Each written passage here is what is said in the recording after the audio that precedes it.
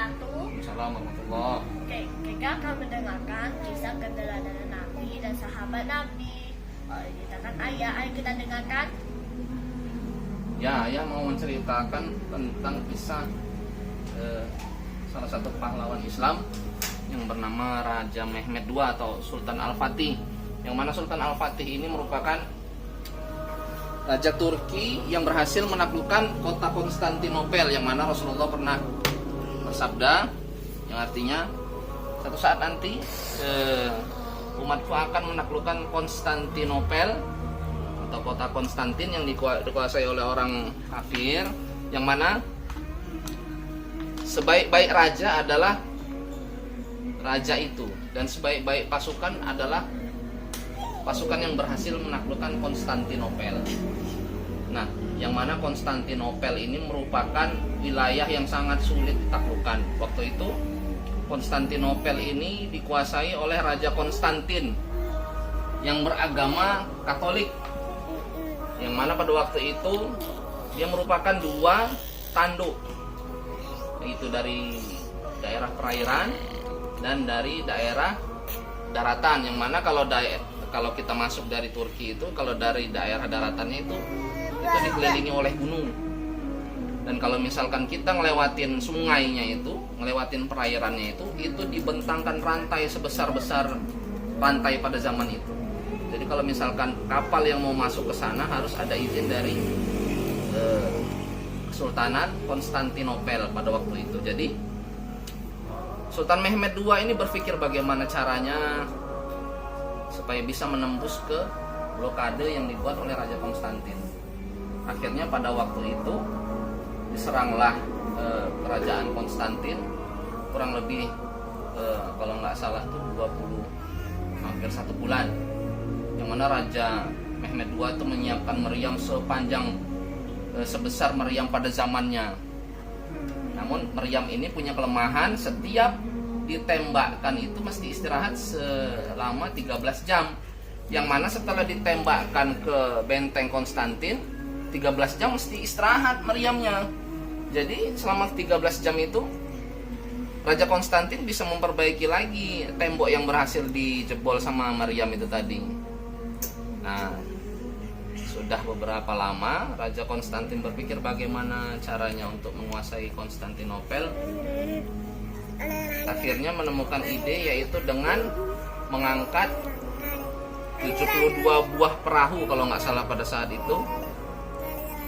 Ya gimana kalau misalkan kita mau lewat perairan di pantai sama Raja Konstantin, kalau misalkan kita mau lewat melewat daratan, ngelewatin pegunungan, perbukitan. Nah, akhirnya diputuskanlah oleh Raja Mehmed II pada waktu itu atau Raja Al-Fatih untuk mengangkat kapal sebanyak 72 kapal sehingga bisa membuka blokade yang dibuat oleh Raja Konstantin.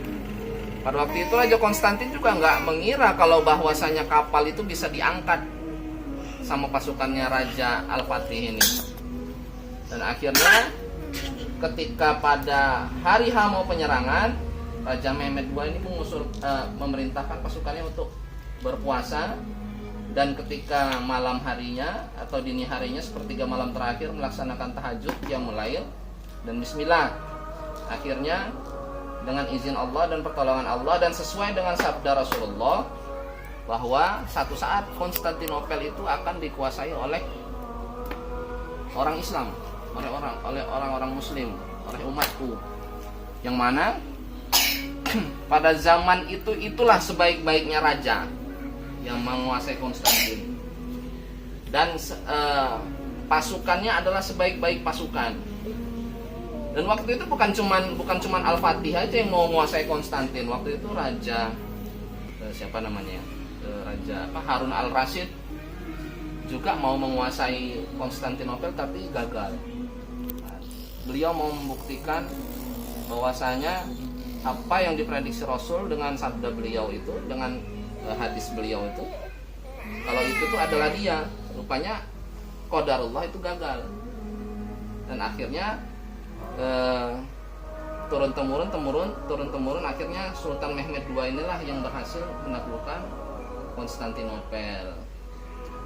Dan pada waktu itu Raja Mehmed II ini atau Raja Al-Fatih ini baru berusia 21 tahun. Jadi masih muda nian. Ditembakkan itu mesti istirahat selama 13 jam. Yang mana setelah ditembakkan ke benteng Konstantin, 13 jam mesti istirahat meriamnya. Jadi selama 13 jam itu Raja Konstantin bisa memperbaiki lagi tembok yang berhasil dijebol sama Maryam itu tadi.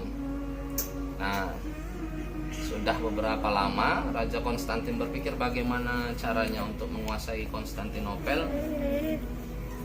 Akhirnya menemukan ide, yaitu dengan mengangkat 72 buah perahu kalau nggak salah pada saat itu.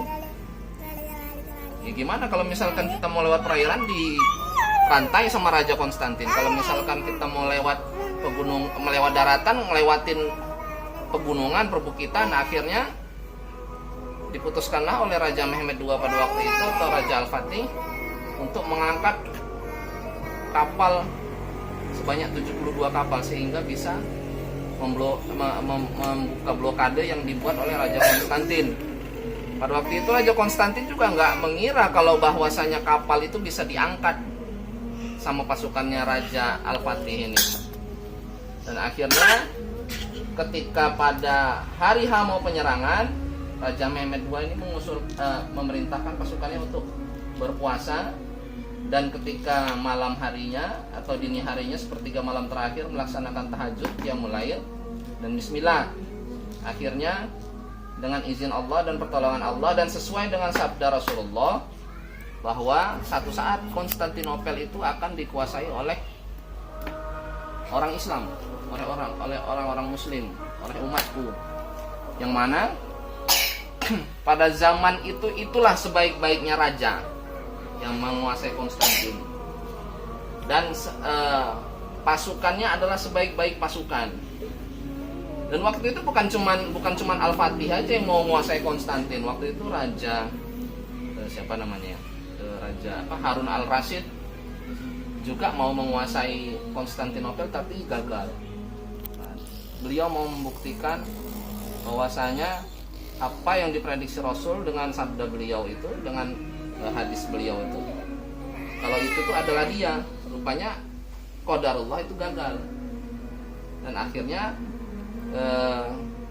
turun temurun akhirnya Sultan Mehmed II inilah yang berhasil menaklukkan Konstantinopel. Dan pada waktu itu Raja Mehmed II ini atau Raja Al-Fatih ini baru berusia 21 tahun. Jadi masih muda. Yang berhasil menguasai Konstantinopel itu umur 21 tahun. Bayangin sama orang sekarang 21 tahun jadi apa? Baru ngapain? Apa? Jadi apa? Ada kan? Nah, Imam Syafi'i itu dulu hafal Quran umur 5 tahun. Udah hafal Quran 30 juz. Kita sekarang itu berarti itu hebatnya kurikulum pendidikan Islam itu. Masih muda udah jadi raja. Sultan Harun Al-Rasyid itu 22 tahun jadi raja. Udah menguasain Bizantium, udah menguasain Romawi. Itu umur 22 tahun. Makanya kurikulum pendidikan Islam itu luar biasa. Dari kecil, dari semenjak dikandung itu udah gitu. Apa yang bisa diambil dari kesimpulan cerita tadi?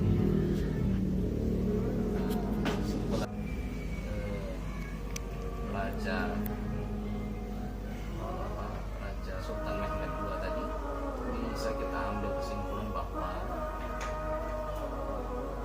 segala sesuatu bisa diraih dengan kerja keras, kerja tuntas, kerja ikhlas atas ridha Allah Subhanahu wa Ta'ala. Gak ada yang nggak bisa dilakukan tanpa izin Allah. Yang kedua, kita jangan berhenti belajar. Kenapa Raja Mehmed II atau Al-Fatih itu bisa menaklukkan kerajaan Konstantinopel? Karena apa? Karena kerja keras, kerja tuntas dan kerja ikhlas, dibarengi dengan tawakal sama Allah. Karena Al-Quran di situ dibilang wa may yatawakkal 'ala Allah fa huwa hasbuh. Barang siapa yang bertawakal kepada Allah pasti akan diberikan jalan keluar. Wa may yattaqillaha yaj'al lahu makhraja. Barang siapa yang bertakwa kepada Allah akan diberikan rezeki. yarzuqhu min haitsu la yahtasib. Akan memberikan rezeki dari jalan, dari arah yang tiada disangka-sangka. Wa may yatawakkal 'ala Allah fa huwa hasbuh. Dan barang siapa yang bertawakal kepada Allah, pasti akan diberikan jalan keluar. Itu tadi jalan keluarnya tadi. Siapa yang bisa ngasih ide kalau bukan Allah yang memberikan itu? Ya kan? Wa may yatawakkal 'ala Allah fa huwa hasbuh. Barang siapa yang bertawakal kepada Allah, maka Allah akan memberikan jalan keluar bagi permasalahan sepelik apapun kita punya masalah. Kalau kita bersandar kepada Allah, insya Allah aman, insya Allah tuntas.